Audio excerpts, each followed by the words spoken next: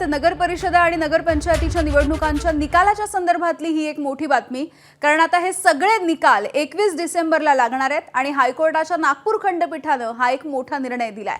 नागपूर खंडपीठामध्ये नव्या निवडणुकीच्या प्रक्रियेला आव्हान देणारी याचिका दाखल करण्यात आली होती। यावरती महत्त्वाचा निकाल देत असताना कोर्टानं उद्या होणारी मतमोजणी पुढे ढकलली आहे। उद्याच्या निकालाचा 20 डिसेंबरच्या मतदानावरती परिणाम होऊ नये यासाठी 21 डिसेंबरला सर्व मतमोजणी करणं योग्य राहील असा हायकोर्टानं निर्णय दिलाय।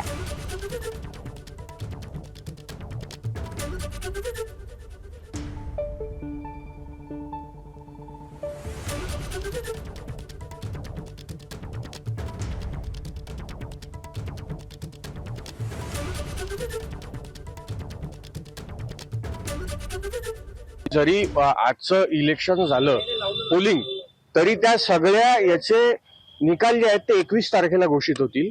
काउंटिंग आणि डिक्लेरेशन ऑफ रिझल्ट हे 21 तारखेला होईल। कुठेतरी फ्री अँड फेअर इलेक्शन्स जे आहेत तो तत्व बाधित होत होता उद्या होणार। त्याच कारणामुळे सगळे जे इलेक्शन्स आहेत त्याचे जे निकाल आहेत ते 21 तारखेला घोषित होतील।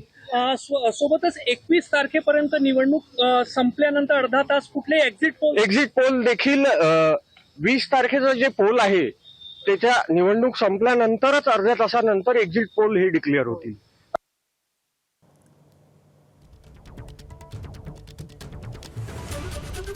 दरम्यान कोर्टाच्या निर्णयावरती एकनाथ खडसे यांनी नेमकं काय म्हटलंय बघूयात।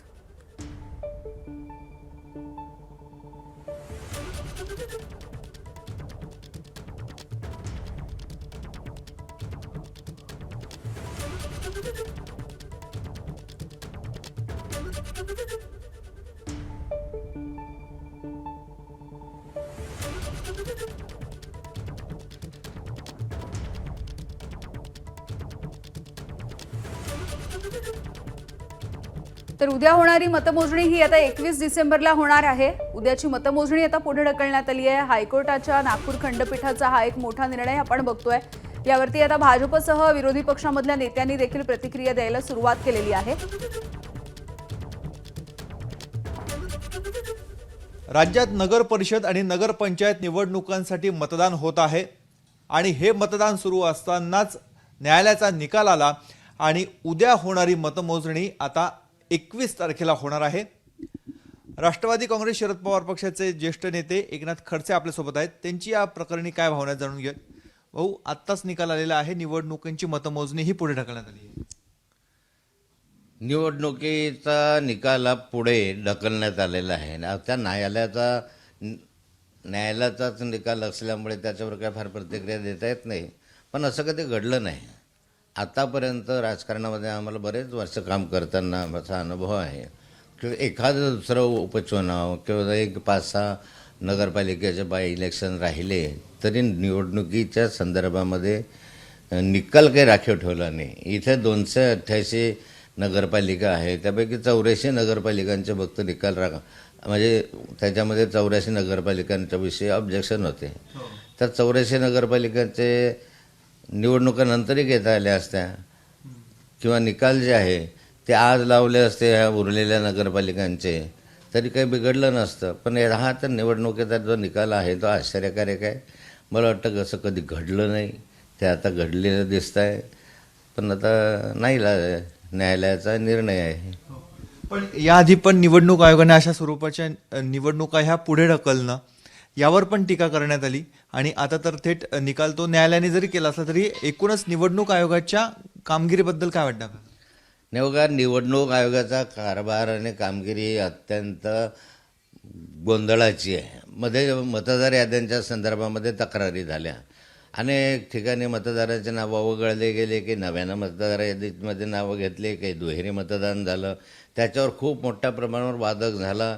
निवडणूक आयोग त्याच्या संदर्भामध्ये कुठलीही कारवाई करायला तयार नव्हतं। नंतरच्या कालखंडामध्येही आता मतदान झालं, त्याच्या तारखा ठरवताना गोंधळ झाला। आता मतदानाच्या संदर्भामध्ये तारखा ठरल्या, निश्चित मतदानही झालं। मतदान झाल्यानंतर कोणत्या स्थितीमध्ये कसा अचानक निर्णय घेतला पुढे ढकलण्याचा मला माहिती नाही, परंतु जो निर्णय घेतलेला आहे तो काही योग्य नाही आहे।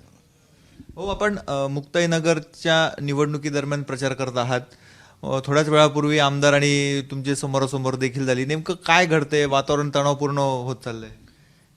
नाही, छोटंसं गाव आहे मुक्ताईनगर, फारच लहान गाव आहे, खेडा आहे. पण ते नगरपंचायत त्याचे झालेले आहे. आता या खेड्यामध्ये गल्लेही छोट्याच आहे, म्हणजे कमी आहे. कुठूनही जाताना कोणी ना कोणी क्रॉस होत राहतो या ठिकाणी, अशा स्थिती आहे. त्यामुळे आमदारांनी मी क्रॉस होणं की नवीन गोष्ट नाही आहे त्या संदर्भात. त्या तिकडच्या माझ्या समोरच्या याच्यामध्ये बसलो होतो, मागच्या रस्त्यानं चाललो होतो. अशा स्थितीत काही फार तिथे तणाव झाला नाही. पण मुक्ताईनगर शहरात आत्तापर्यंत तरी पोलीस यंत्रणा बऱ्यापैकी काम करत आहे. त्यामुळे बरीच शांतता या ठिकाणी आहे. नाही तर बाहेरचे गुंड खूप मोठ्या प्रमाणावर शहरामध्ये आलेले दिसत आहे. रात्रीपासून 2 दिवस झाले बाहेर गावचे बरेचसे गुंड लोक या ठिकाणी आले. जे हिटरी सीटर आहे, काही भुसावळचे आहे, काही आहे, मी ओळखतो बहुतेक चेहरे. पण आता अशा रीतीनं आणून ठेवलेले आहे. पण अजून गोंधळ तर काही झालेला नाही. पोलिसांना तशा सूचना दिलेल्या आहे की काही लोक हिस्ट्री सीटर आहे, काही लोक तरीपार आहे आणि हे लोक या ठिकाणी आलेले आहे. जरा तर पोलीस त्याची खात्री करत आहे. त्यांनी सांगितलं आम्ही खात्री करू, आला तर आम्ही त्यांना बाहेर घेऊन जाऊ किंवा मध्ये टाकून देऊ. कोणी आणले आणि का आणले? नाही, आमदाराच्याच माणसं आहेत, शिवसेनेचे आहेत माणसं सारेचे सारे. आणि ते दिसत आहेत ना शिवसेनेच्या बूथवर वगैरे शोधा. एका ठिकाणी मी पाहिलं की बूथवरून तर रिक्षामध्ये जात असताना 3-3 हजार रुपये वाटप असताना मला तक्रार आली. तर मी गेलो होतो त्या ठिकाणी. त्या वाटावर माझ्यासमोर त्यांनी पैसे वाटले, उचलून रिक्षामध्ये टाकताना मी पाहिलं आणि लगेच पोलिसांना मी त्या ठिकाणी तक्रार केली. असे अनेक प्रकार दबावाखाली, दहशतीखाली शिवसेनेच्या माध्यमातून या ठिकाणी होत आहे. भाऊ, आपण राष्ट्रवादी काँग्रेस शरद पवार पक्षाचे नेते आहात, ताई महिला आघाडीच्या अध्यक्ष आहेत, तरी देखील इथे पक्षाचा उमेदवार नाहीये. काय कारण आहे त्याच्या मागची? आणि तुम्ही भाजपचं पाठिंबा देत आहात, भाजपसाठी काम करत आहात. भाजपसाठी आम्ही काम करत नाही आहे. या शहरातल्या गुंडगिरी विरुद्ध आणि जे काही 2 नंबरचे धंदे आहे, गुंडगिरी आहे आणि प्रामुख्यानं महिलांची छेडखानी आहे. या ठिकाणी रक्षाताईच्याच मुलीची छेडखानी करायला शिवसेनेवाल्यांनी कमी केलं नाही. तो संताप आमच्या मनामध्ये आहे. आणि या शहरातल्या विकासाच्या संदर्भामध्ये तर आहेच आहे. कारण आतापर्यंत बराच विकास मी केला. मुक्ताईनगर शहराचं नामकरण केलं, नगर परिषदेची निर्मिती करण्यामध्ये फार मोठं योगदान माझं राहिलेलं आहे. अनेक विकासाचे कामं या जिल्ह्यामध्ये, शहरामध्ये झालेले आहे. आणि अशा स्थितीमध्ये ही गुंडगिरी संपली पाहिजे. नाही तर नगरपालिकेत हे गुंड आल्यानंतर तर रोज त्रास होत राहील सर्वांचाच.